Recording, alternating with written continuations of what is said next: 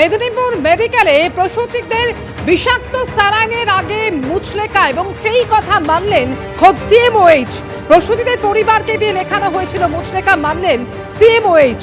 ডাক্তারবাবুর থেকে জানলাম অপারেশনের সময় স্যালাইন বা ইনজেকশনের জন্য রোগীর শকে চলে গেছে, সেই কারণে রোগীর প্রস্রাব কম হচ্ছে এবং অত্যধিক রক্তক্ষরণ হতে পারে, রোগীর জীবনহানিরও আশঙ্কা আছে। সব জেনে চিকিৎসার অনুমতি দিলাম। স্যালাইনের ব্যাচ নম্বর দিয়ে পরিবারকে লেখানো হয়েছিল এমনই মুচলেকা। প্রসূতিদের বেড হেড টিকিটে মুচলেকা বেনজির, এমনই মত তদন্ত কমিটির।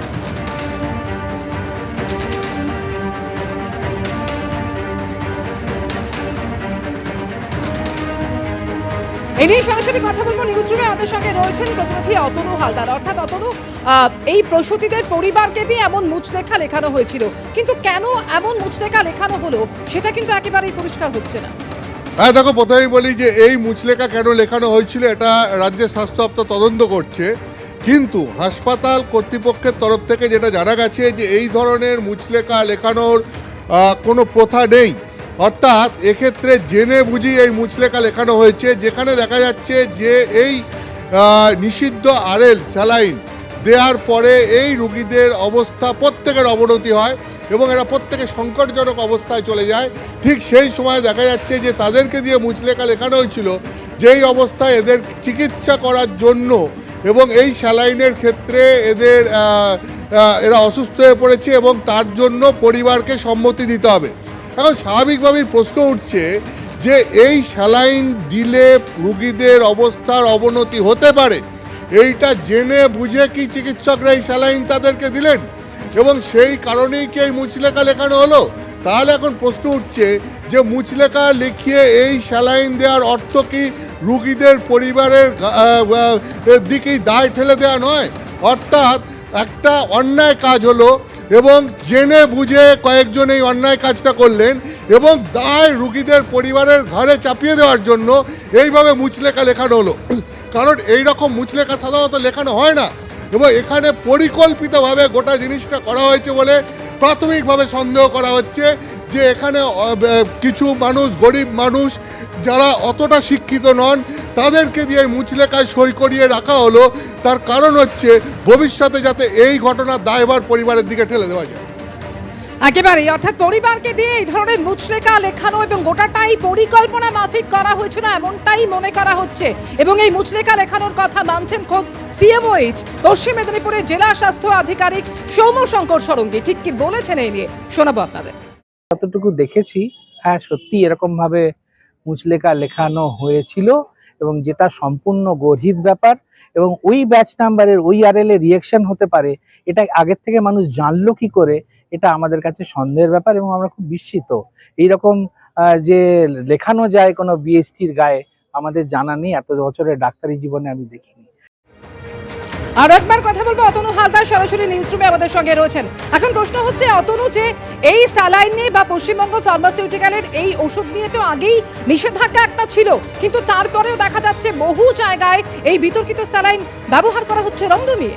দেখো, এইখানে প্রশ্ন উঠছে যে এর পেছনে কোন চক্র কাজ করছে। তার কারণ তুমি জানো যে 2024 সালের শুরুর দিকে যখন এই স্যালাইনে কিছু গরমিল ধরা পড়ে এবং কর্ণাটকে 5 জন অসুস্থ হয়ে পড়েন এবং 5 জন প্রসূতির মৃত্যু হয়, তখনই কর্ণাটক সরকার প্রথমে যেটা করে সেটা হচ্ছে গত মার্চ মাসে এই কোম্পানিকে প্রথমে ব্ল্যাকলিস্টেড করে দেয় 3 বছরের জন্য এবং তারপর নমুনা পরীক্ষার জন্য পাঠায়। পরীক্ষার রিপোর্ট আসার পর তারা সেখান থেকে কেন্দ্রীয় ড্রাগ কন্ট্রোলের সঙ্গে কর্ণাটক সরকারের ড্রাগ কন্ট্রোল এসে এখানে উত্তর দিনাজপুরের চোপড়ায় এই কোম্পানির ওষুধ কোম্পানির কারখানায় এসে রেড করে এবং সেখানেও তারা গরমিল দেখতে পায়। এখন এরপরই যেটা দেখা যায় যে পশ্চিমবঙ্গ সরকারও যেহেতু এই পশ্চিমবঙ্গ ফার্মাসিউটিক্যালসের কাছ থেকে ওষুধ নেয়, তারা তারপরে রেড করে এবং তারপরে এরা বলে যে স্টপ প্রোডাকশন করতে। স্টপ প্রোডাকশন করতে তো এই জন্যই বলা হয়েছিল যেহেতু এর মধ্যে গরমিল ছিল। তাহলে এখন প্রশ্ন উঠছে যে সঙ্গে সঙ্গে কেন এই কোম্পানিকে ব্ল্যাকলিস্টেড করা হলো না? সঙ্গে সঙ্গে কেন এই কোম্পানির সরবরাহ করা 14টা ওষুধ এই কোম্পানি সরবরাহ করে থাকে মোট, এর মধ্যে 9টা লিকুইড ফর্মে 5টা সলিড ফর্মে, কেন সমস্ত ওষুধ সঙ্গে সঙ্গে স্টপ করা হলো না এবং কেন এই কোম্পানির ওষুধগুলোকে সঙ্গে সঙ্গে রিপ্লেস করা হলো না?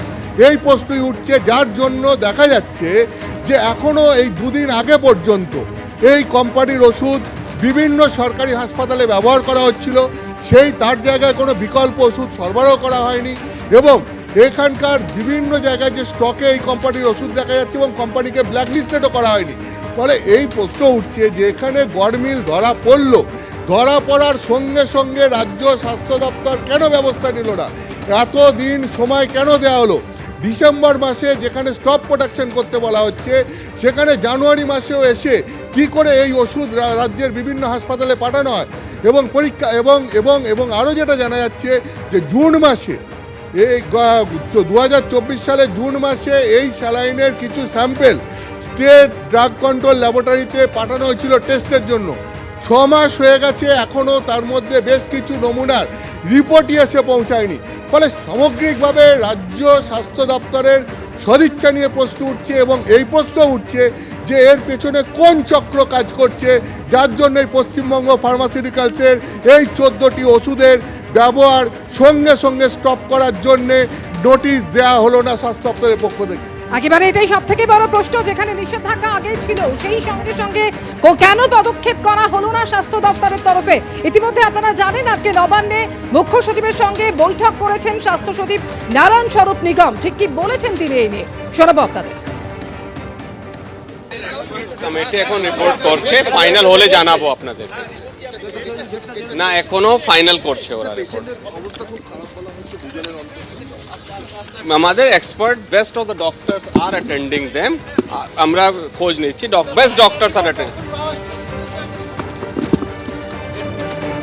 আমাদের সঙ্গে নিউজরুমে সরাসরি রয়েছেন অতনু হালদার। অতনু, এখন দেখা যাচ্ছে যে এই স্যালাইন এখন নিষিদ্ধ হওয়ার পর থেকে বিভিন্ন জায়গায় বিকল্প ওষুধের ব্যবস্থা করতে হচ্ছে রোগীর পরিবারকে। এটাই তো প্রশ্ন, সেই ব্যবস্থা বা সেই দায়িত্ব তাদের কেন নিতে হবে? এই দায়িত্ব তো স্বাস্থ্য দপ্তরের হওয়া উচিত। দেখো, একবারই যেটা মনে করা হচ্ছে স্বাস্থ্য দপ্তরের যে তৎপরতা এই ক্ষেত্রে দেখানো উচিত ছিল, সেই তৎপরতা রাজ্যের স্বাস্থ্য দপ্তর দেখায়নি। কর্ণাটক সরকার প্রথমেই যখনই গড়মিল আসে নজরে, প্রথমে ওষুধ বন্ধ করে দেয়, কোম্পানিকে ব্ল্যাকলিস্টেড করে দেয়। কিন্তু এখানে ওষুধ বন্ধ করা হয়নি, কোম্পানিকে ব্ল্যাকলিস্টেড করা হয়নি, বরঞ্চ সেই ওষুধ চলছিল। রাজ্যের স্বাস্থ্য সচিব তিনি নিজে বলেছেন কোনো একটা ব্যাচ নাম্বারের গণ্ডগোলের জন্য এটা হচ্ছে, কিন্তু প্রশ্নটা কোনো একটা ব্যাচ নাম্বারের নয়। প্রশ্নটা হচ্ছে এই কোম্পানির কারখানায় যখন দেখা যাচ্ছে যে যেখানে যথেষ্ট পরিচ্ছন্ন পদ্ধতি অনুসরণ না করে সেখানে ওষুধ তৈরি হচ্ছে, সেখানে তো প্রাথমিকভাবেই উচিত ছিল এই কোম্পানির 14টা ওষুধকেই বন্ধ করে দেওয়া।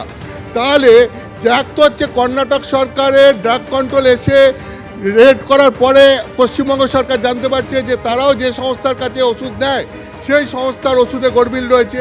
2 হচ্ছে কর্ণাটক সরকার যেরকম প্রথমেই গড়মিল নজরে আসার পরই কোম্পানিকে ব্ল্যাকলিস্টেড করে দিয়েছিল, এখানে সেরকমটা করা হয়নি। 3 নম্বর হচ্ছে যেটা আমরা দেখলাম যে এখানে দিনের পর দিন সেই সমস্ত ওষুধ চলতে শুরু করলো এবং এখানে এর আগেও প্রসূতি মৃত্যুর এই ধরনের ঘটনার অভিযোগ এসছে।